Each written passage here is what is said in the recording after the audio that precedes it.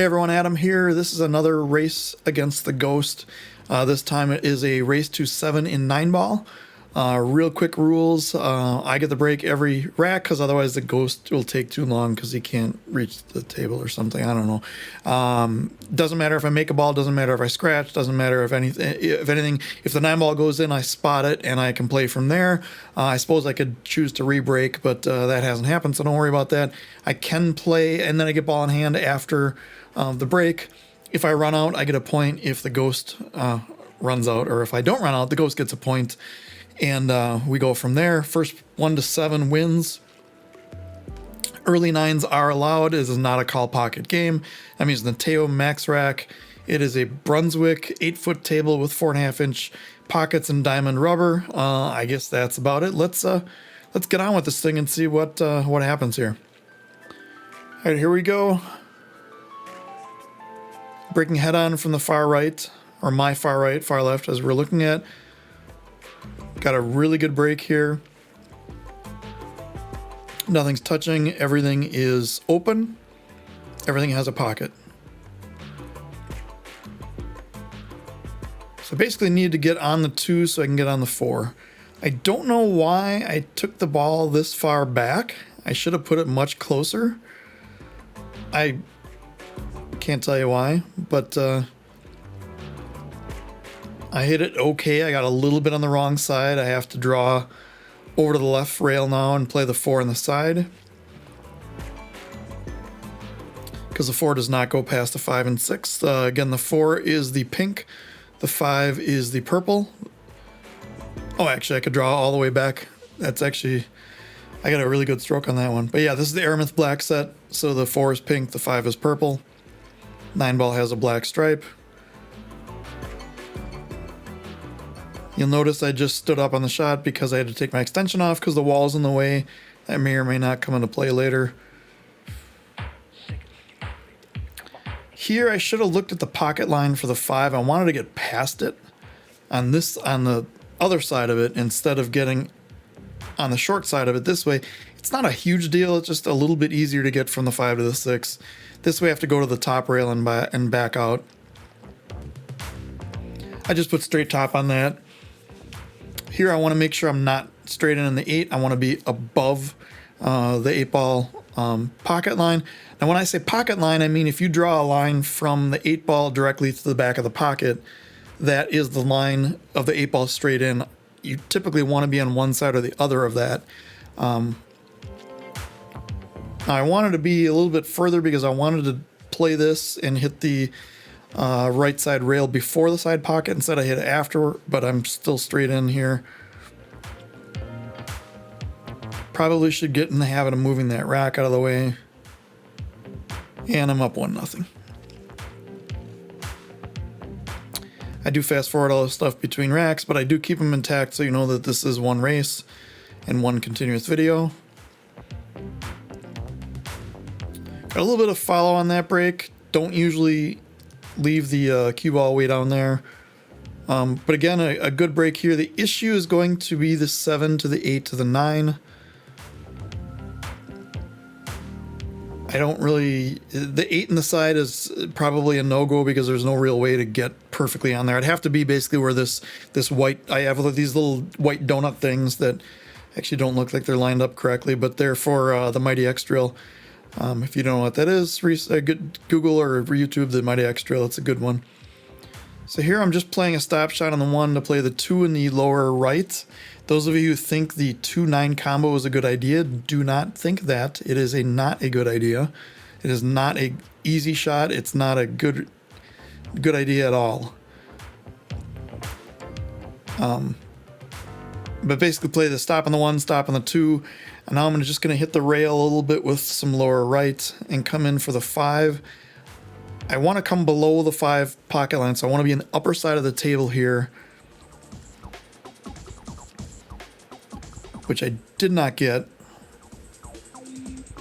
And now I either have to go straight to the top rail and up towards kind of the middle of the table, or I have to draw this back to the left rail and back out. It just kind of depends on how I'm feeling. Most of the time I'm going to take the draw shot. Depends on how I'm feeling at the time when I'm shooting. And here I took the draw shot. Now I'm stuck here because I'm pretty straight, and this I can't get back for the 7 in the same pocket unless I kind of draw back to where I am now. And maybe that's what I should have done to make it a little bit easier. Instead, I decided to just play a stop shot, have it trickle in, and then just line up for this 8-9 combo. It's not a great shot, but it is, 9's pretty close to the pocket. I can play essentially a stop shot here and get the right angle that I need for the 8s. And the 7 is pretty close to the rail, so if I had too much angle trying to cut the 7 up to the upper right, it might be a problem with the side pocket. I got okay on this, and not too thrilled. I would have much rather not played the combo here, but I managed to hit the center pocket, and I am up 2-0. I wonder if the ghost is afraid.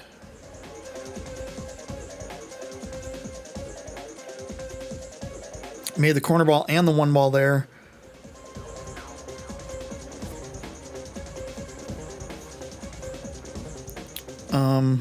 Let's see. This is essentially going to be 2-3-5. It's a pretty straight forward layout here.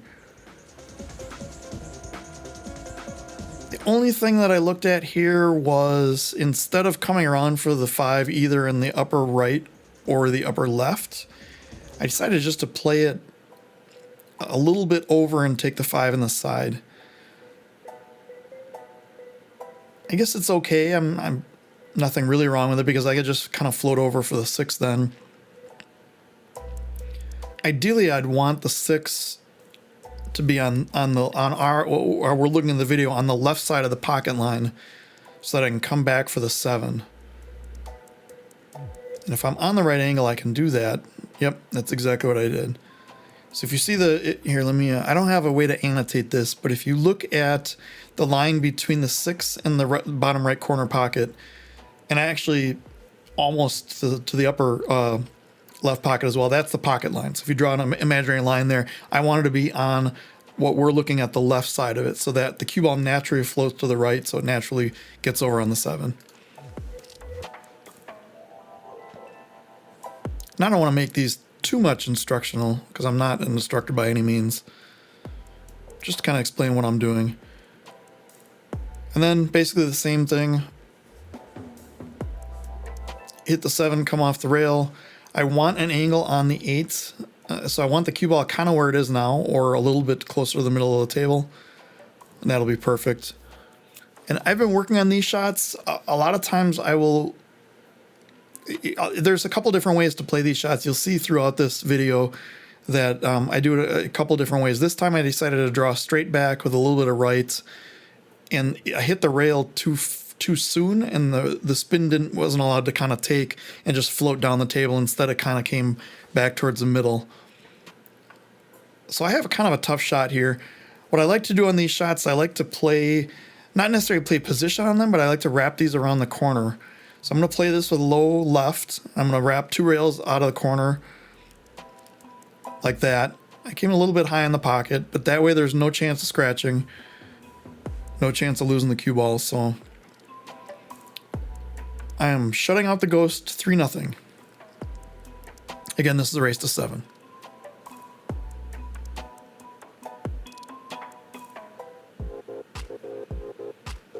Now here, you've seen in my other videos where I do break and runs. This has a real good chance of being a break and run if I would just take the cue ball where it is.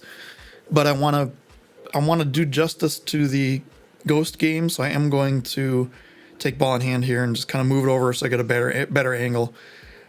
I really got to get from the 1 to the 2 to the 3, and as long as I get fairly straight in the 3, the rest of the rack is kind of plays itself. And I gave myself a better angle and almost missed the shot. But actually, that's something I've been thinking about. Maybe if I get a decent, if I get an open look on the 1 in these races, maybe I'll not take ball in hand. Make it a little harder for me. Kind of the same shot. Come back a little bit, make sure I get an angle on the 3 to come off the left rail and back out. A little light on the angle here, but I can still kind of punch this to the rail and out with some left spin.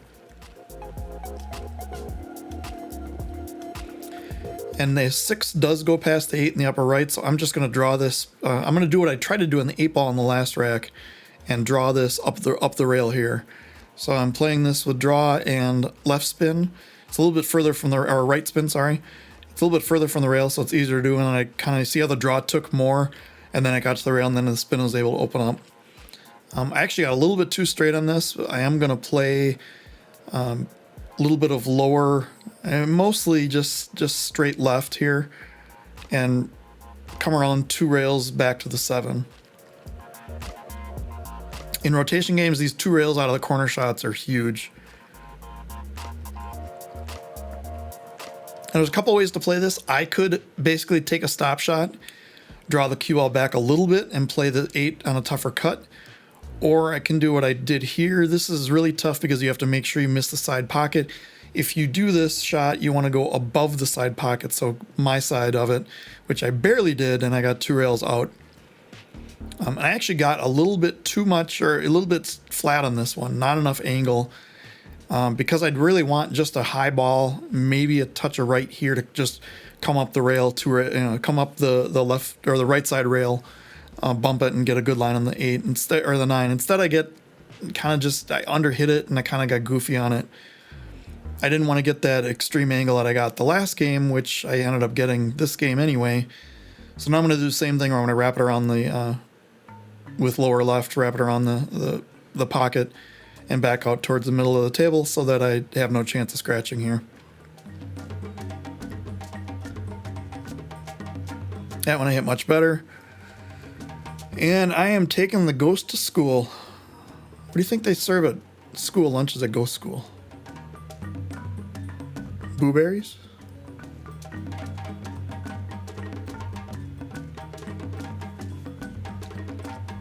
So here I made another 2 balls on the break. It's a good thing I'm playing the Ghost because I get ball in hand here. Now essentially what I want to do is I want to play the 1 and get a slight angle on the 2 so I can come around for the 3 in the lower right. And I don't know why I did it this way. I should have played the 1 in the upper left pocket and just followed it a little bit. Instead I kind of just stunned over, and now I'm perfectly straight on the 2. Now I could play a stop shot and play the 3 from a little bit more distance. I'd have to draw it back a little bit, get on the 4. I've done that 100 times, 100 million times probably. Instead, I decided to draw this straight back and go back to the middle of the table. The problem that you'll see here is if I get really good on the stroke and I'm on a fast table, I get really, really bad on the 3. Now the only pocket the 3 goes in is the left side. And I lose the cue ball because it's going to crash into something.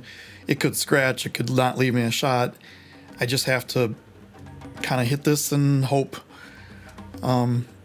But when you're doing these hit and hope shots, the number one thing you need to do is make the ball, which I did not.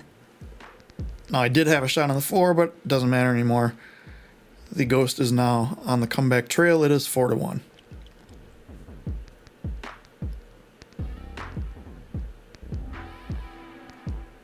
The break has really, really been working for me in this match here. I mean, you'll see everything's separated. There's nothing on the rail. A lot of times I'll get a ball stuck kind of near the side pocket, right frozen on the rail. The 1 ball is popping around. The cue ball is staying in the middle of the table. Kind of really happy with how I've been breaking here. Here I want to come up off the rail and spin a little bit over so I can play the 2 in the right side so I can get the 3 and then the 4 back. I underhit this. You can see I don't know if I decelerated. I probably decelerated the stroke there. The spin took, but I didn't follow through on it enough. So now I'm stuck with a kind of a bad angle on this, and I have to go in between the 9 and 3 and then figure out a way to come around. So ideally I would play like upper left here, go between the 9 and 3 on the way down, and then off the rail in between the 3 and the 4 on the way back. Not a very great shot. I kind of decelerated on it. I did get mostly what I was looking for, but I wanted to be more straight in on the 3 so that I could do something with the 4. Fortunately, I'm not on a scratch angle here. I can get real close to the pocket, wrap out 2 rails. Like I said, these 2 rail shots are huge in rotation games. And that's about as good as you can play that shot, if I may say so myself. Of course, I shouldn't have been in that situation in the first place, but I was. Now I'm just looking at the angle that I want on the 6. I want a pretty much straight in angle. If anything, I want to be on the underside of it as we're looking. And then this was weird for me. It felt like I hit too much on the underside, and then I needed to hold the cue ball because I would be too straight in or on the wrong angle of the 7. So I kind of just played that with a little bit of slow draw, and I came up a little bit, but I wasn't anywhere near close to being in trouble.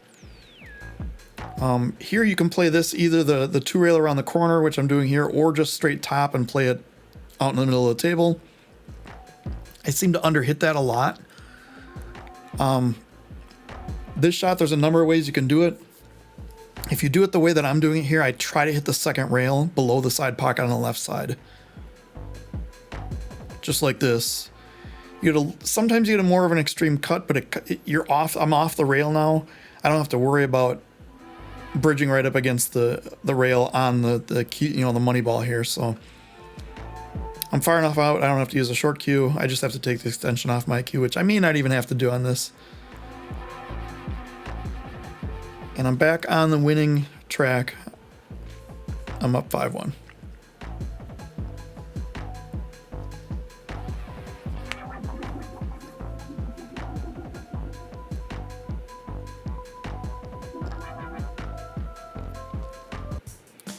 So here the 3 ball's in kind of a weird spot, because to get from the 2 to the 3, kind of have to be straight on the 2 and wherever pocket you're playing it in, and then play the 3 in the left side. So what I decided to do is play essentially just a stun up the rail shot. You can play the rail, or you can just stun kind of stun this straight back. I've decided to play the rail here, and I get pretty good on this. Probably going to go into the 5 here. I may be able to just slide right past the 5. Yeah, I was able to slide right past the 5 here. I did leave myself on the rail. And remember before when I said the wall might come into play here? I have about a 3-inch bridge length here, and I hit the wall on my backswing. Took an extra pause because I wanted to sort it out, and instead of just getting up on the shot and getting the short cue, or either getting up on the shot and redoing it at all, I didn't, and I missed, and Ghost is at 5-2. That's the example of what not to do when you're playing 9-ball or the Ghost or pool in general. Another example is don't be complacent. I think I'm still kind of mad at myself for that last shot. So instead of taking ball in hand here and making a little bit better angle for myself, I figure, oh, I'm fine. All I have to do is stun over. And with essentially ball in hand position, I miss. What can I say? It's pool. It happens. It's going to happen to everyone. It's going to happen to me again. Ghost is now at 3 games, so it's 5-3. Looked like the 9 was just about to go on the side, and the cue ball stopped it there. Now, let me pause this for a second for this rack. This is a really weird setup because the 1 and the 2 are easy. The 3 in the lower right is easy. Getting on the 4 might be okay from the 3 to the 4. If I get like on the kind of the right side of the 3 as we're facing it, I can draw back. But then we have this 5 that has no pocket that it goes in. Now, there is a 5-9 carom, but you have to be kind of... Actually, where the cue ball is now is probably a really good angle. So we'll see what I do here. But I did look at this from the start, and I decided this is probably the way to go. I look at like, can I play the 2 into the 9? Can I play the 1 into the 9? I can't really bridge over, put the cue ball in between the 1 and the 2. I don't want to do that.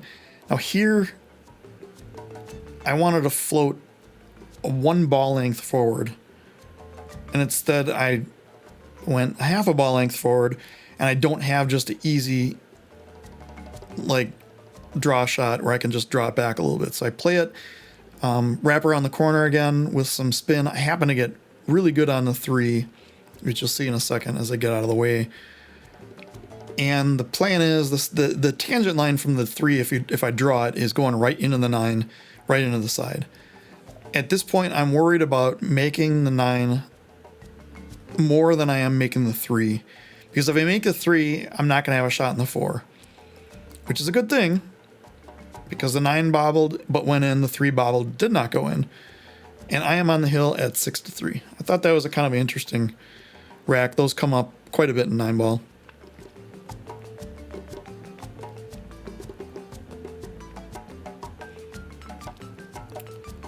So here we have the 1 kind of by the head spot. The 3's in the pocket, and the 4 is on the rail. What I want to do here is I want to get basically not frozen, but on the top rail, so that I can just kind of do that shot I did before where I just stun right down the rail from the 3 to the 4. If you look at it, once I get on the 4, 5, 6, 7, 8, 9 are kind of just a road map, I guess, as we call it. But here I'm just playing straight draw. I want to draw it up up to maybe 2nd or 3rd diamond. That's fine. I want an angle here to be able to hopefully get off the rail to play the 5 on the side. I should be able to do this a little bit of follow. Kind of more center ball, really. Yeah, that's fine. And here I just want to look at the angle on the 6, which I'm not doing. Actually, maybe I am. And I want to get an angle. I really want to come back for this, so I'm on the right side of the pocket line, so I can go naturally over by the 7. I need to take the extension off, which changes the way the cue feels a little bit. It's not as back heavy. Extension, I think, is like a 2-ounce extension. They're pretty heavy for what they are, but so I'm kind of looking at where I need to be. I'm not thrilled the way I played this, but it's not terrible. So I brought it back just a little bit, and I was planning on drawing it back to the right rail and out. If I was doing that, I should have left myself a little bit more angle, more towards the center of the table. I also didn't want to be bridging and leaning over the 9-ball, so this isn't terrible. I can draw this straight back to the right rail and out. And I hit that really well, if I must say. And I got a really good angle on the 7 to be able to get to the 8 to pop, kind of pop out of the off the rail to play the 9 in the lower right.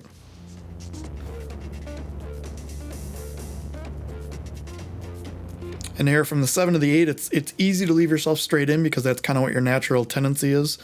But you really want a little bit of an angle there so you can pop off the rail, because you don't want to be shooting the money ball on the rail, which I tend to do a lot. So I'm working on that quite a bit.